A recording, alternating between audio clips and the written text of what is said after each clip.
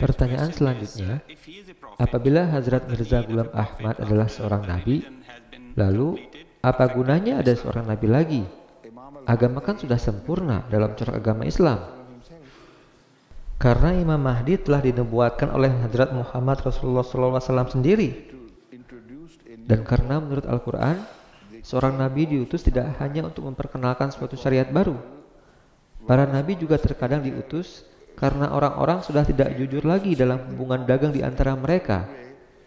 Mereka tidak jujur di dalam berbagai macam hal, contohnya dalam perkara jual beli, di mana Al-Quran mengatakan, Wailul lil mutaffifin alladzina idza talu 'alan nasi yastawfun wa idza kaluhum aw wazanuhum yukhsirun. Wailul lil mutaffifin.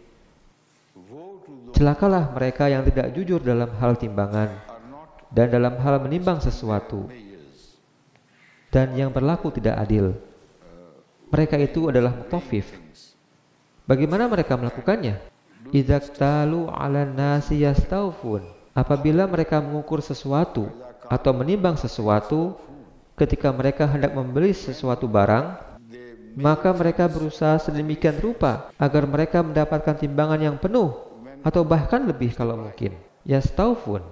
Akan tetapi jika mereka menimbang sesuatu untuk dijual kepada orang lain, maka mereka selalu berusaha untuk mengurangi ukuran timbangannya.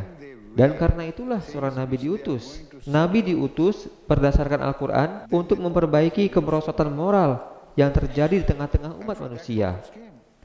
Nabi Saleh alaihissalam diutus untuk satu tujuan tertentu.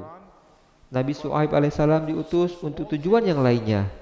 Dan nabi-nabi lainnya pun terus berdatangan untuk memperbaiki moral dari umat manusia. Hazrat Lut alaihissalam diutus untuk melawan perilaku buruk dari umatnya yang sangat keji. Akan tetapi hanya di satu kawasan tertentu saja.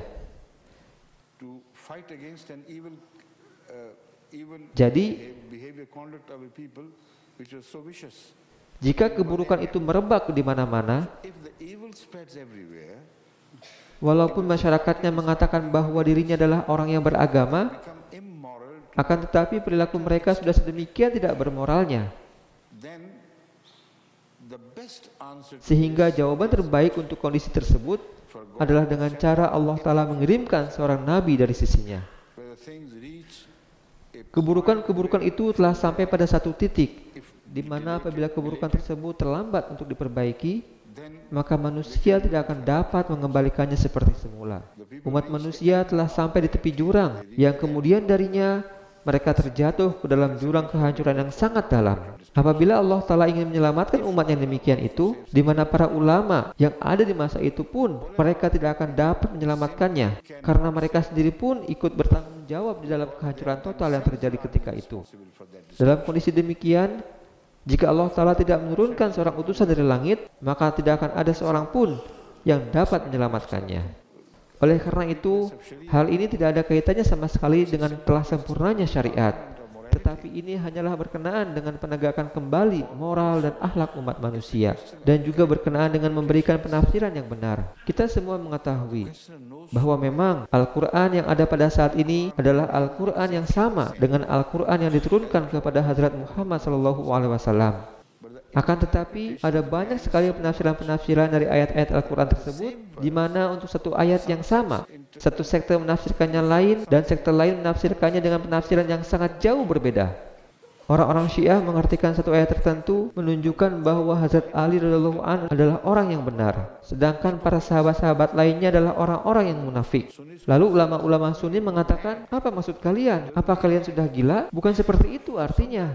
Jadi kadang-kadang satu pihak yang benar, kadang-kadang pihak yang lainnya yang benar. Kalau begitu, lalu apa artinya bahwa agama itu telah sempurna jika orang-orang seperti mereka ini tidak diperbaiki oleh satu sumber yang datangnya dari Allah Ta'ala. Untuk alasan itulah seorang muslih Rabbani atau pembaharu dari Allah Ta'ala harus diutus ke dunia ini, bukan untuk mengubah-ubah agama, tetapi untuk mengembalikannya kepada kesucian dan keasliannya yang semula. Oleh karena itu, Hazrat Masih Maud alaihissalam datang sebagai seorang nabi dari Allah Ta'ala, seorang nabi ummati dalam agama Islam, bukan untuk menambah-nambah ajaran agama Islam, tapi justru untuk menghilangkan semua tambahan-tambahan yang tidak ada dasarnya sama sekali.